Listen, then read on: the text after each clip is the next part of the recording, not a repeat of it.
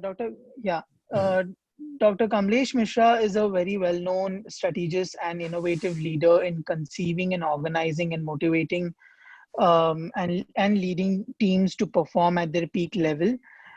He's regarded as a thoughtful leader and speaker on the formulation and implementation of corporate strategists, knowledge, and innovation and management. And he's also the Vice Chancellor of Rishore University. Welcome, sir. This is kind of one of our first panel discussions, which we are kind of having on behalf of Samvaad. Samvaad, as an initiative, started off during like last year during this very period, and this is the pandemic season. So this is where the Center for New Economic Studies enhanced itself as a magazine, where we are also having Samvaad panel discussions where we could get in record different perspectives and opinions of different researchers and scholars. So for this, we would actually like to know about the present scenario of the education system, the education sector, because the recent national education policy has been released in 2020. Along with that, there's a lot of discussions which are going on regarding the JEE and the NEET exams, which are conducted during the pandemic. So we would like to have a discussion of what, not just what is happening right now, but what has been the scenario of education system, and do we see a formidable change in that particular sector. So sir, we had around 4 questions, and we are extremely sorry for sending you continuous emails for that. So No problem, doctor. yeah, so we had around 4 questions which we have set out. So we'll just put it in the chat box if it's possible, and and Ada will go with the first question. And alternatively, we just put forward the questions, and you can try and answer it as like take your time. And we know that 40 minutes is kind of Sure. No yeah. problem with that. So Ada can go with the first question. So let me first I think let me congratulate you both for taking this initiative. Yeah. This is actually what students should be doing. And we will probably talk about how this fits into your new education policy also. Okay? Yeah. That's all the best. Thank you, sir. Thank you so much. So, sir, the first question is that the new education policy of 2020 has quite a number of far-sighted goals, which have been stated to improve the new education system. But the question is the efficiency providing education increasing, or is it just the amenities for acquiring it? Okay, so let's try and first get the perspective in the right place in terms of the policy itself, because there is still too much confusion. I think the first thing that we need to understand is that no policy can give you the details. Policies are broad guidelines under which things happen, right?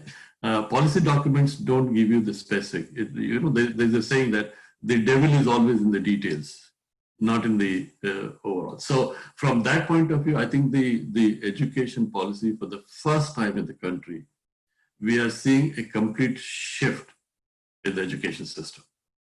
None of the previous policies before this created that kind of shift. They were all basically trying to tinker with the existing policy by making slight modifications in how things were done, but there was no complete shift. So this policy is a complete shift from everything, right? Because it not only takes into account the curriculum and the pedagogy and those kind of things, but the whole system of education will have to go through a transformation, right?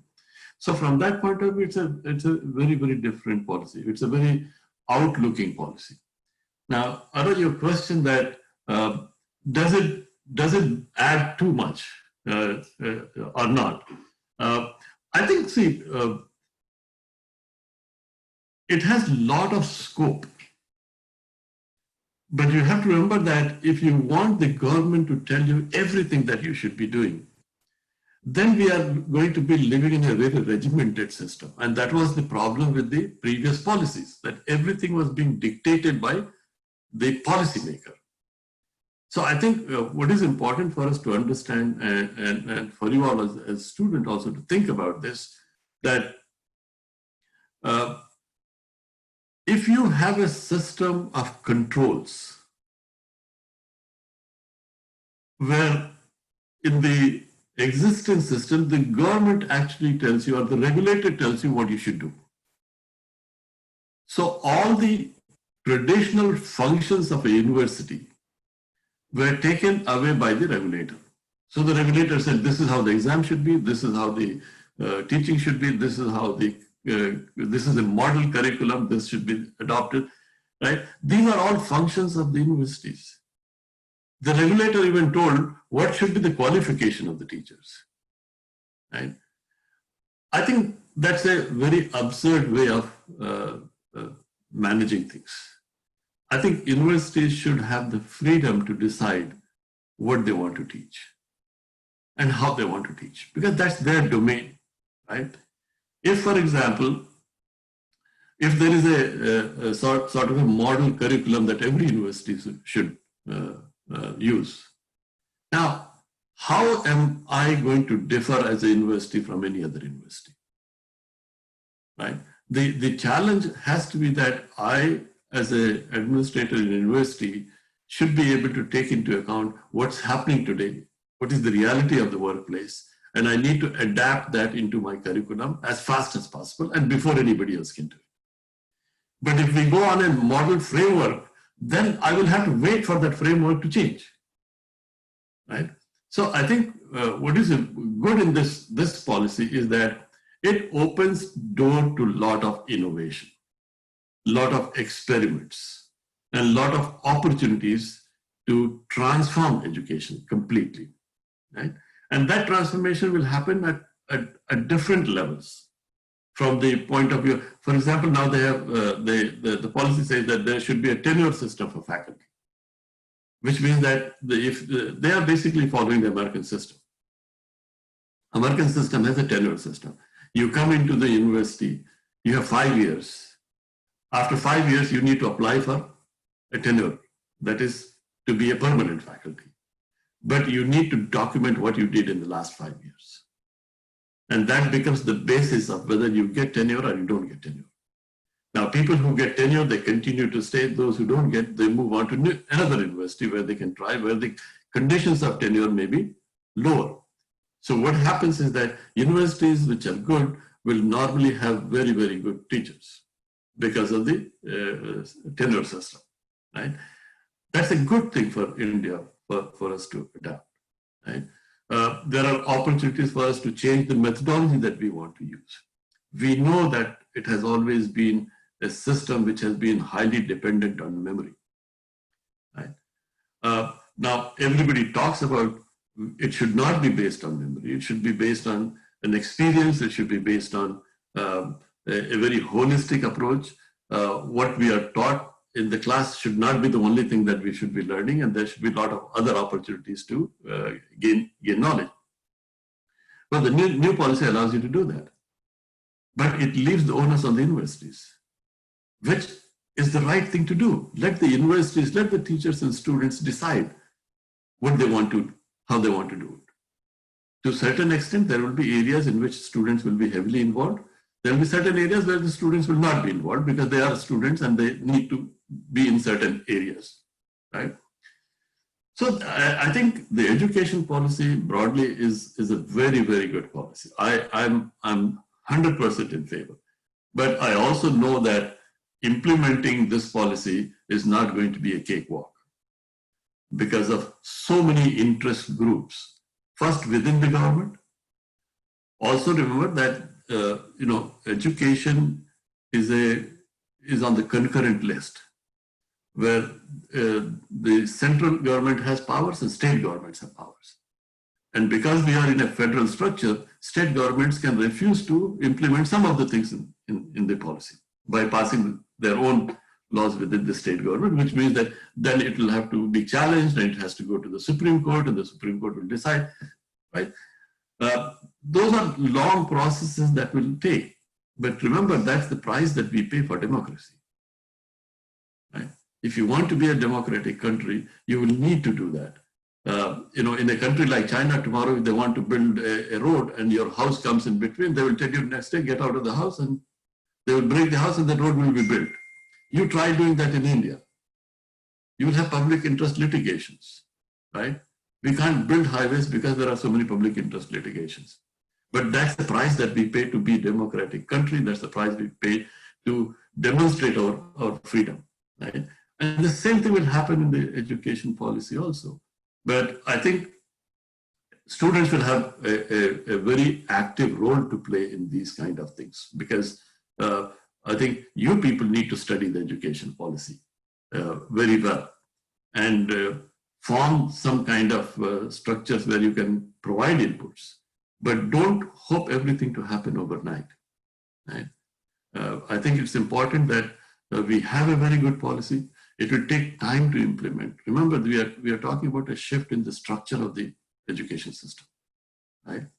Which means that we are saying that there will be 3 types of universities. There will be no what we call colleges which are attached to universities anymore. But we have many of them. What will happen to them? How are we going to shut them down? It's not going to be an overnight process. So we have given 10 to 15 years time to restructure the whole system of education itself and bring them into these 3 categories of higher education institutions, that is research universities, teaching universities, and autonomous colleges, right? That's a shift in the system itself. And the same thing that we have done in the school education also, right? So these things are challenging. They will take time. For example, autonomous colleges, independent colleges, for example, a B.Ed college or a MBA college will not exist anymore once the policy comes into play and the time period we have given. So I think overall the policy is a good one. How it will end up will actually depend on all of us. And I think the onus is going to be on the universities to ensure that they are able to do a good job in moving from the old system to the new system, keeping in mind that at the end of the day, it is the student who really matters. And whether we are able to transform our individual university systems and processes in such a way that the student benefits the maximum out of it. Thank you, sir. Thank you, sir. Just on the same line, sir, I would like to ask, like you were talking about implementation, right? Mm-hmm. So one of the most important questions is to be asked is that the implementation process is kind of very because it requires a lot of funding. So honestly, when I went across the whole policy, there are different kinds of foreign universities who are asked to set up their branches in India. And we know that these universities require foreign, like local funders. So what do you see? What do you see in that very prospect? Are there local funders who are actually coming into this play? What will be the scenario on that? Because funding is something which these universities are going to depend upon. But can the government guarantee it, or even the policy can guarantee it? I think as far as the international universities, I think it's a welcome move. Because it will increase the level of competition, and which is very badly needed in our education system. However, it is not going to be as easy as what the policy says. First thing we need to understand is that why should the universities come? There has to be a reason. We want them to come, but is there any reason why they should come? Right?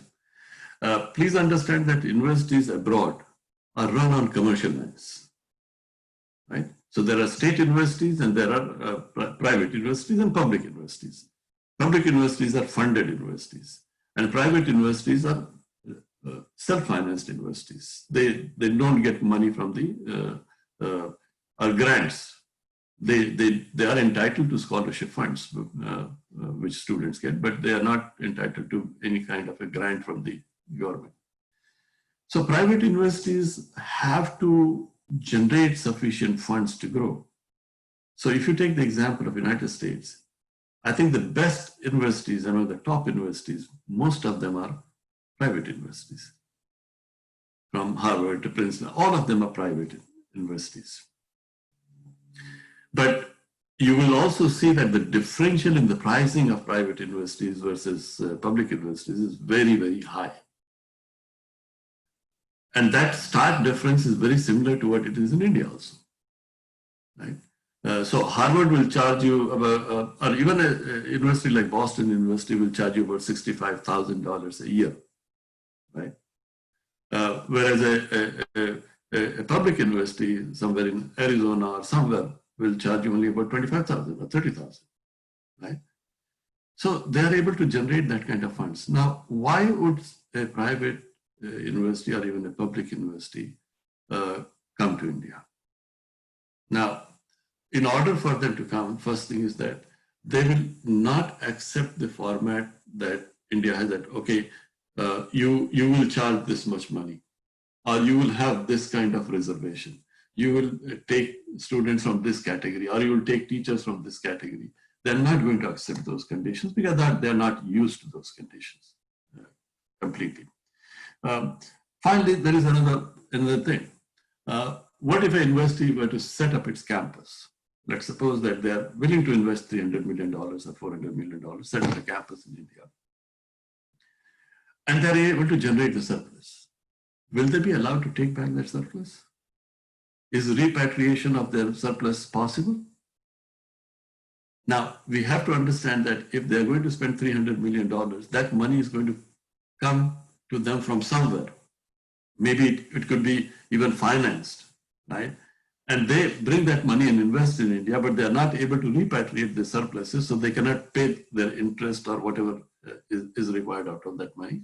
So if India says that you can come here, you can operate, you can generate the profits, but you have to spend all the profits in India itself, I think there will be very less takers to that kind of system, because they operate in a free market system. We have to understand that, which we are also trying. Let's be very honest. We are also trying to move in that direction. But 70 years of socialist attitude takes time for us to get over, right? But I feel unless we become a market-driven economy, where the government does not have to tell you what is good for you.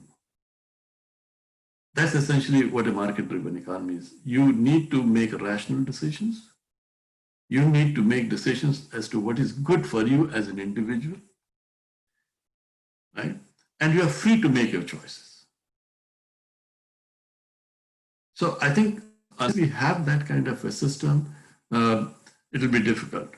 On the other part, I think you have a point that it is possible that universities that may decide to come may look for a local partner, which means that they may not want to come and invest in infrastructure or land or building, which probably would be the local partner brings, but the standards, the qualifications, those things could be brought by the university outside as a first phase. Right? That is more likely, because in that case, the quantum of money that will need to be transferred is not going to be that high, and it could be transferred in a legally acceptable format based on the number of students who are registered. Is sort of a registration fee or something like that. That is possible to do that. You know, so I think it's a good idea, but it will be on the back burner for some time. Right. Also, we have said that they have to be top 200 universities in order to come. The question is whether the top 200 universities want to come. And then another question that we need to ask, we as a nation want our universities to open campuses abroad in different countries. How many of our universities fall into the 200 bracket? So what if every country says that only countries that are in the top 200 can open the campus? Then we have no scope of going anywhere at this point. Right? So I think we also need to be very careful about what we are saying. Why 200? Why not 500? Or why not 1,000? We need to be thinking about these things. That I think we may be making it very, very restrictive. I'm not expecting Harvard to come and open a campus, to be very honest. They will not. Right? In fact, the chances of American universities opening campuses are very, very low. You may see more British universities, you may see Australian universities, maybe even Canadian universities, but US universities are really, really very finicky in terms of their standards. And that's probably that's the reason why they have been able to maintain their standards. Yeah.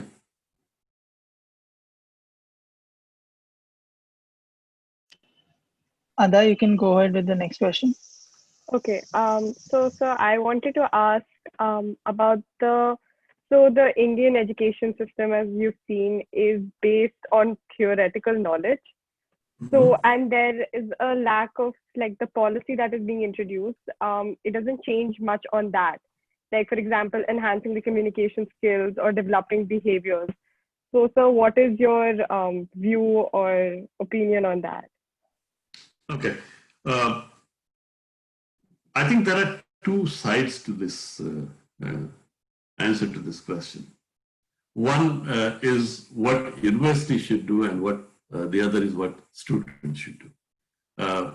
And I think we need to be fair to both when we make this assessment. I'm not a great fan of current education system in India, and but at the same time, I'm also the product of the same system. Okay, because I did till my master's degree, I studied in India itself. But I think a lot has changed from what it was in my times versus what it is in your times. I think over the years, we have actually created a system which is so heavily dependent on memorization. As a student, you have to think within that box.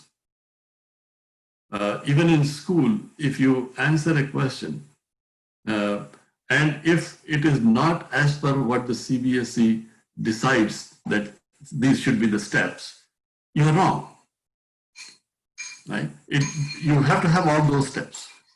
You cannot use any other method, because any other method, the teacher will say, no, this is wrong. It's not as per what it should be. Right? So what has happened is that we have forced our student to memorize those methods. Right? And hopefully you get the right questions on the exam. Now, what we should be doing is to actually move from a system of dependent memory to a system of independent thinking and problem solving. Now, how does one do that? I think the policy has given a lot of powers to the universities to do it. As I said before, the government is not going to come and tell you how you should teach. Right? I think it is for individual universities now begin to set their processes. Now, let me introduce you to one concept which you can think about. Do you ride a bicycle? You do. Suppose you don't ride the bicycle for 10 years and then ride it again. Will you be able to ride the bicycle? Yeah, you may wobble for one minute, but you will be able to go, right? How did you learn to ride the bicycle? Did you memorize something, or did you fall and learn it? You tried, you fell, you learned it. It's registered in your mind. It's not your memory. Okay? It is the experience that is registered. It's very similar to driving a car or swimming, right? You don't memorize these things. You don't even think about pushing the pedal when something comes in front of your car. It's an automatic response, right? That's how education should be. Now let's see how that is possible. There are three dominant senses of human body, right? There are normally five which we look, but three dominant senses which are called the learning senses.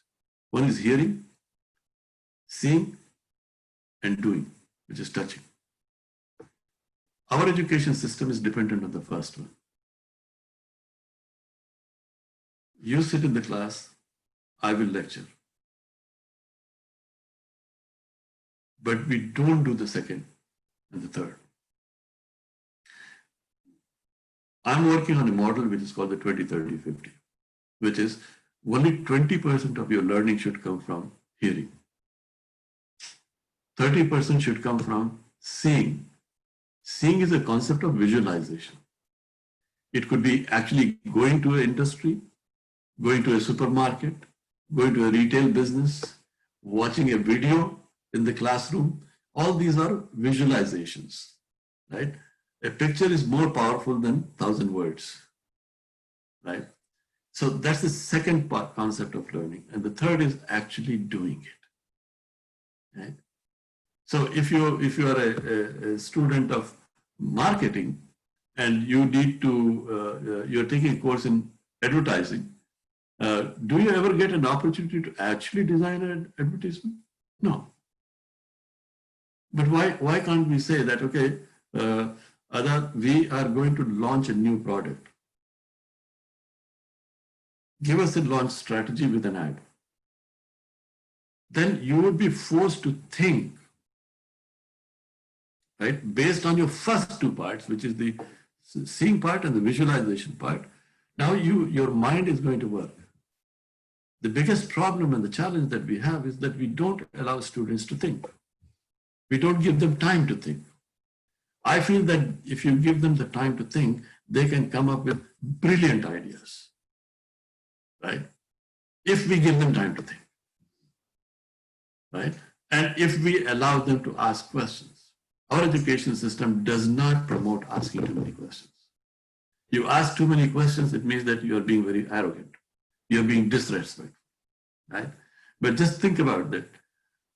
A curious mind will always ask questions.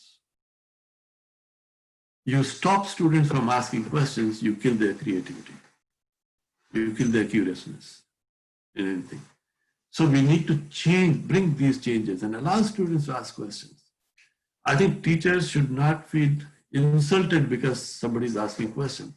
So if you were to ask me a question, there is a chance that out of the 20 questions that you're going to ask, there is one question that I will not have an answer. And probably you have the answer, right? But you're trying to ask because you want to confirm with me. Why is it possible that you may have the information? Because your information is available everywhere today. You may have reached, that information may have come to you through a source which has not come to me yet. So it's possible that you are more educated as a student than me in that part. There is nothing wrong in me as a teacher to say, I don't know. It's an interesting thought. Why don't we finish the class? Let's go to the library. Let's do some work. Right? Let's find out. And if I were to take you both to the library, we do 1 hour of research and tell you that in the next class, you're going to answer this question in the class. I'm not answering it. Right? I think that's what we need to do. We need to change the way in which we deliver, make students work, make them think. And that's the critical thing. Our education system needs to move from the dependent memory to discussions, debates, dialogue. And every space in the university is a learning space. It's not necessary that you have to be inside the classroom to learn. Right? Like in Greenfield, we are changing the whole concept of classroom. Right? We don't have the kind of typical classroom. We have beanbags, where students can just sit and relax because the classes are going to be like discussion. They're not going to be in a lecture format. Be easy. You want to get a cup of coffee? Go and get a cup of coffee. Sit on the beanbag. Relax. Enjoy yourself. Unless you create that freedom in the mind of the student and remove the fear of asking questions, learning is not going to happen the way we want. So I think I've given you an example of what I'm working on. Right?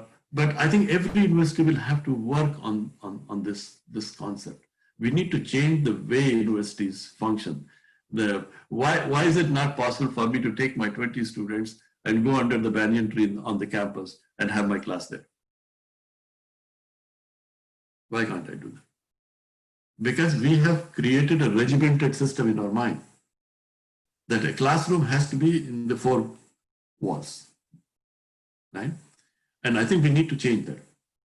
The more discussion, dialogue, debates, communications that we have, it could be anywhere. It could be in the cafe, it could be in the library, it could be under the tree, it could be anywhere. It could be in the classroom too, right? So you use different formats, right? And that's what makes things happen. Okay? Yeah, yeah.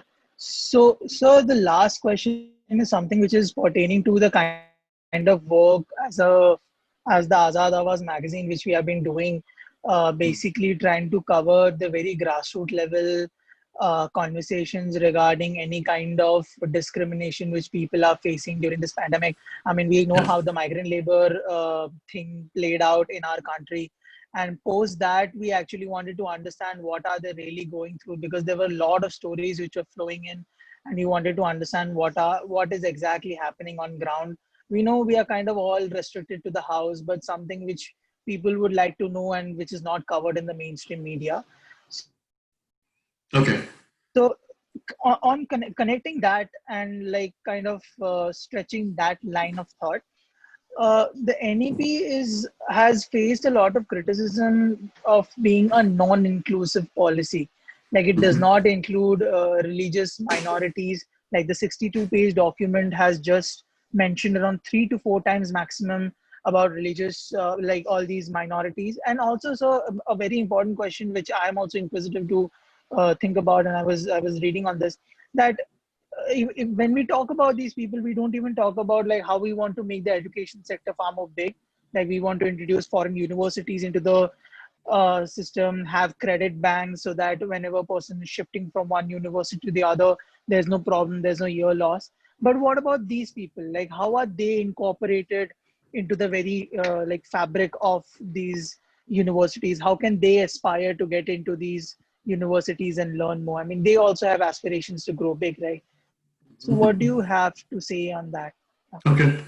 Uh, I think you're right that the education policy does not elaborate on these issues. But I think I can see where you both are coming from in asking this question also. So I want to go a little deeper into this and help you also try and understand this a little bit more. Uh, See, no matter what kind of society we are going to look at today in the world, you will not find equality anywhere, right? Even in the developed countries. Even in the so-called developed countries, there are going to be people who are not able to take care of themselves. I think the concept of welfare state, first we need to understand that. The concept of a welfare state is that it is the responsibility of the government to take care of those people who cannot take care of themselves. Period. Don't bring anything else into it. The minute you bring religion, caste, creed, any of these things, we dilute that whole system. Very simple proposition. We as a nation will have to take care of those people who cannot take care of themselves, no matter who they are. They are human beings and they need to live a life of dignity. Okay? That's the first thing that I want you to understand. Second, how do we help them?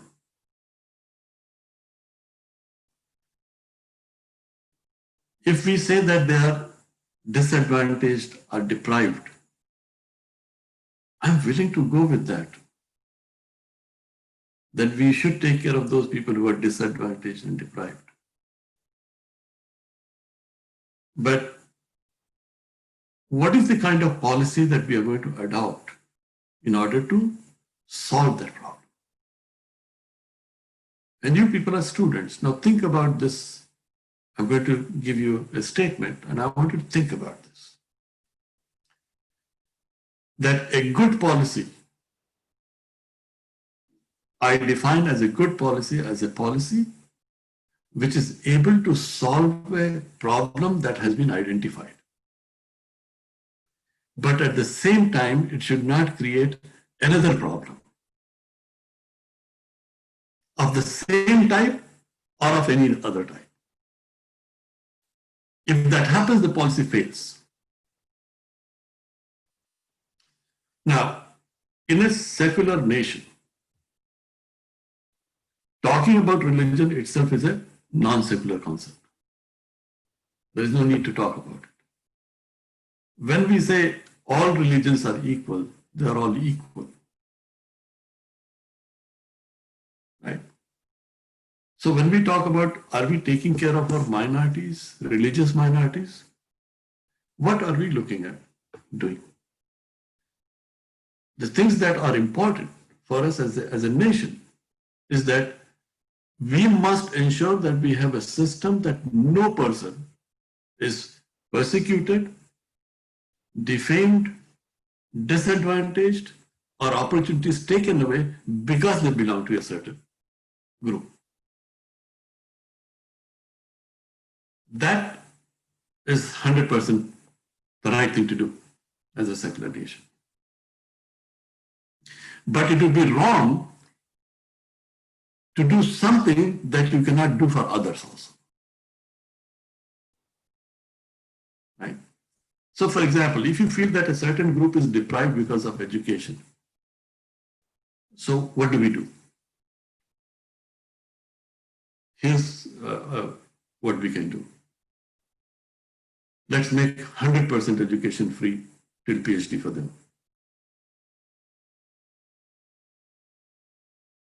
Why can't we do that?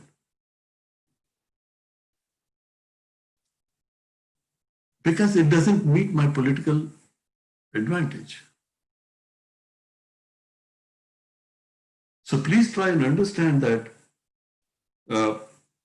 what we hear as a political theme may not be an economic reality. They're two different things. If probably we ensure that these deprived groups are taken care of, they are given the same level playing field, they are given the same privileges as other students are having, probably over a period of time, we would be able to solve a lot of this problem. But what we do is that as a nation, we create a syndrome of dependency. And that's bad. Because once that syndrome of dependency gets into the mind of people, then the concept of hard work disappears. No? So what we need to do is to give them education, give them the skills, and make sure that they move forward.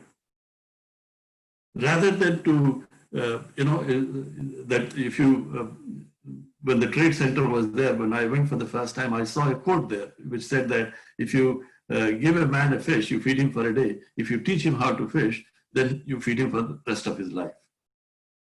And that's a concept that one should think about. I have all sympathy for people who are disadvantaged, but I will not call them by religious or caste or creed or anything, because it defeats the very purpose for which the Constitution was made. And the funny part is that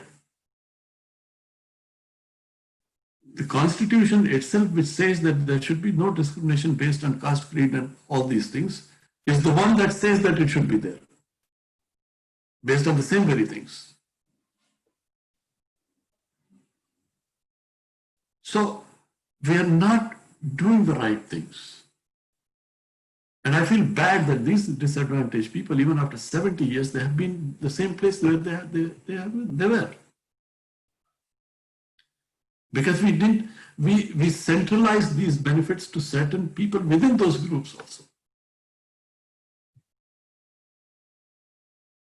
So the people who really need it are not getting it.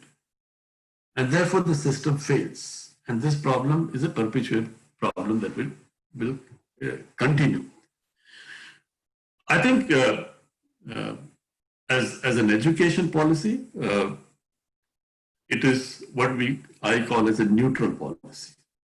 It does not say that you should not do this, and it expects that everything will be done as within the powers of the Constitution. There is no place in the policy which says that minority institutions cannot exist.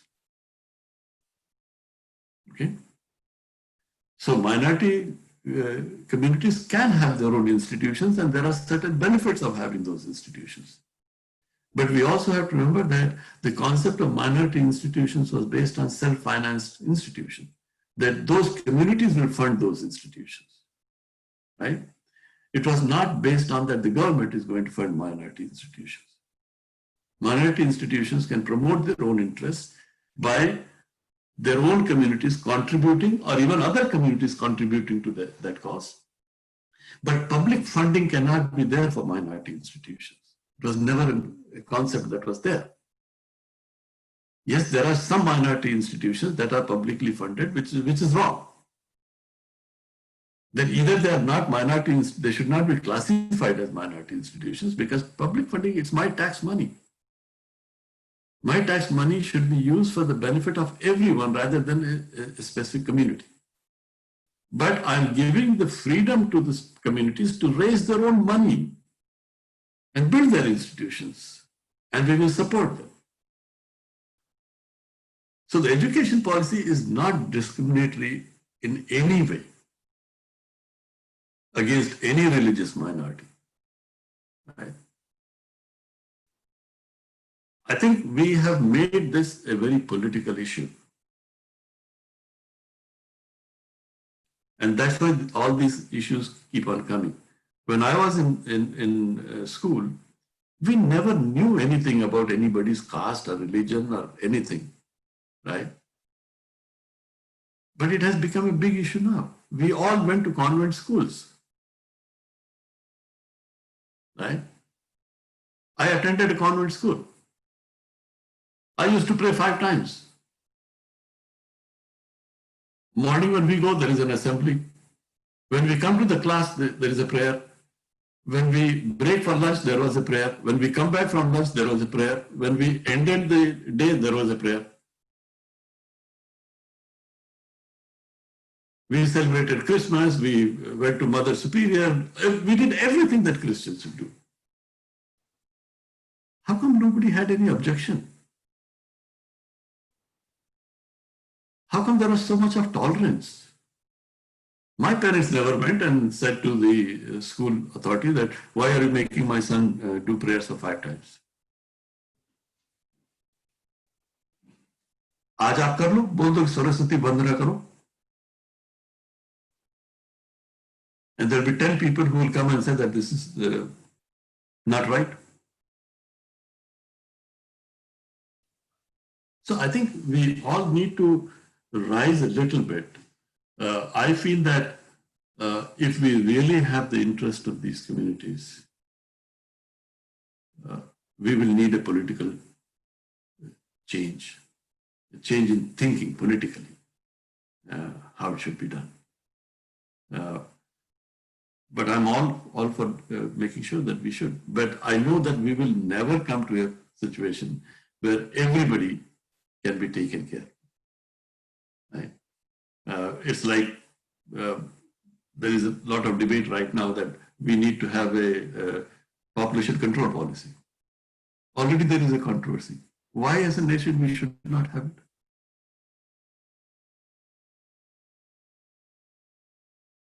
How many people are we going to be able to take care of?